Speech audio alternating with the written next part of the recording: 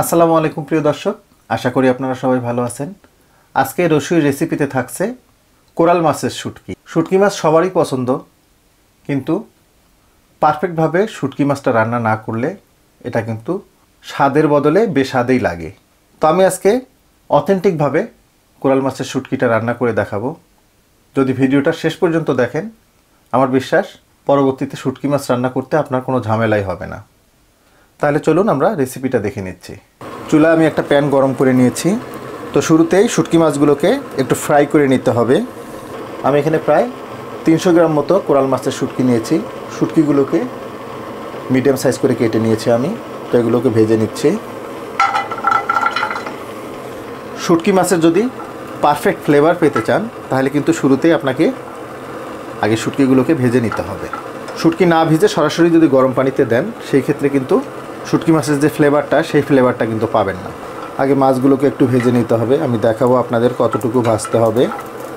Medium হিটে মাছগুলোকে আমি প্রায় 4-5 মিনিট মতো ভেজে নিলাম। দেখুন হালকা রেড কালার চলে আসছে। তো এখন আমি এখানে পানি দিয়ে দিব।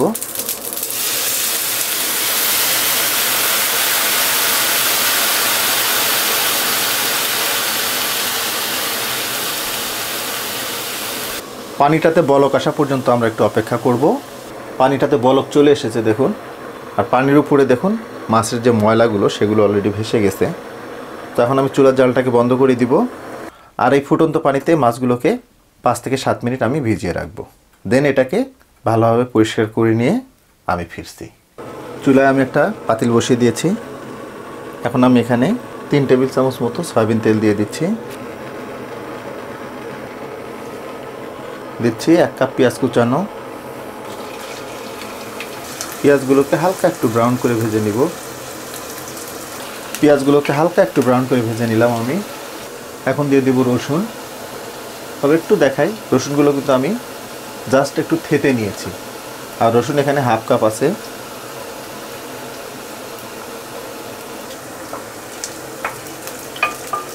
শুটকি মাছে রসুনটা কিন্তু একটু বেশি লাগে।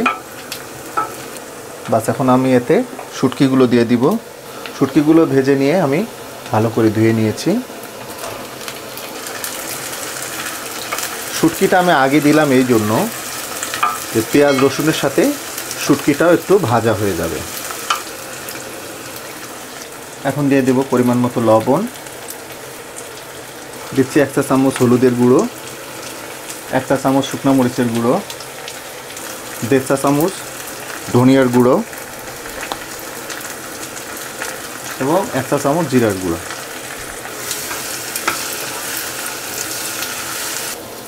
দুটো টমেটো আমি এইভাবে ফালি করে নিয়েছি, এটা দিয়ে দিচ্ছি।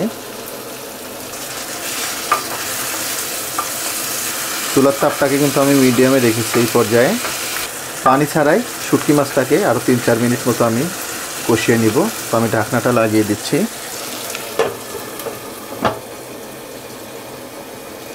পানি ছাড়া শুটকি মাছটাকে 3-4 মিনিট কষিয়ে নিলাম।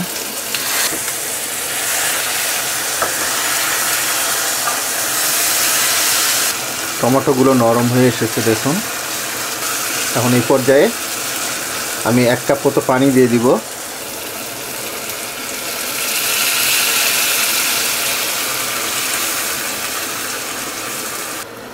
সেই সাথে দিয়ে দিচ্ছি 8-10টা কাঁচামরিচ। মরিচগুলোকে আমি হালকা একটু ফালি করে নিয়েছি। শুরুতেই যেমনটা বলছিলাম আপনাদের, যে শুটকি মাছে যেমন একটু রসুনটা বেশি লাগে, ঠিক তেমনি কিন্তু একটু ঝালটাও বেশি লাগে। তাতে করে শুটকিটার টেস্ট অনেকটাই বেড়ে যায়। বাস এখন আমি ঢাকনাটা লাগিয়ে দিব।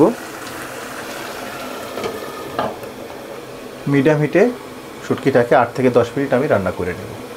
মিডিয়াম হিটে শুটকি মাছগুলোকে আমি প্রায় 8-10 মিনিট রান্না করে নিলাম।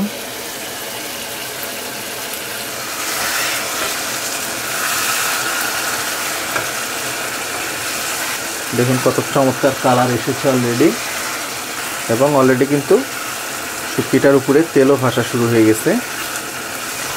এই পর্যায়ে চুলার জালটাকে আমি মিডিয়াম এবং লোয়ের মাঝামাঝি রাখবো। সেই সাথে সামান্য একটু ধনেপাতা দিয়ে দিচ্ছি, এতে করে এক্সট্রা একটা ফ্লেভার অ্যাড করবে।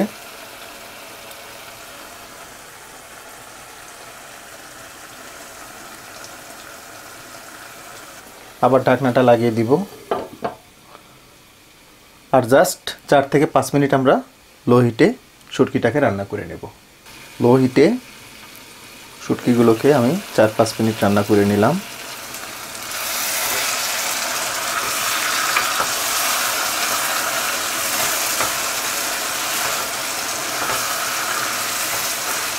দেখুন কত চমৎকার একটা কালার এসেছে, আর সেই সাথে কিন্তু সুন্দর একটা অ্যারোমাও বের হচ্ছে শুটকির। টমেটোর যে গ্রেভিটা ছিল এটাই কিন্তু এখন অবশিষ্ট আছে। দেখুন বাস, রান্নাটা আমাদের কমপ্লিট। তো আমি চুলার জালটাকে বন্ধ করে দিচ্ছি। একটু পরিবেশন করে দেখাচ্ছি আপনাদের এর ফাইনাল লুকটা কেমন আসলো।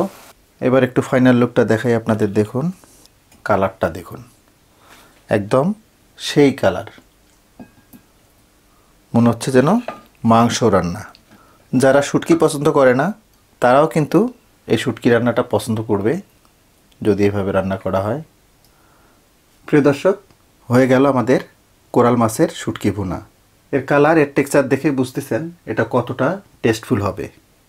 তার কারণ খাবারটা যতটা দেখতে লোভনীয় হবে ঠিক কিন্তু ততটা টেস্টফুলও হয়। যাই হোক, আশা করব কোরাল মাছের শুটকির এই রেসিপিটা আপনাদের একটু হলেও ভালো লাগবে। ভালো লাগলে রিকোয়েস্ট করব লাইক, শেয়ার এবং কমেন্ট করার জন্য। আর যদি আপনি আমার চ্যানেলে নতুন হয়ে থাকেন তাহলে রিকোয়েস্ট করব আমার চ্যানেলটাকে সাবস্ক্রাইব করার জন্য। তো প্রিয় দর্শক, আজকে এই পর্যন্তই। আবার নতুন কোনো রেসিপি নিয়ে আপনাদের সামনে আসবো। সেই পর্যন্ত সবাই ভালো থাকবেন, সুস্থ থাকবেন, নিরাপদ থাকবেন। আল্লাহ হাফেজ।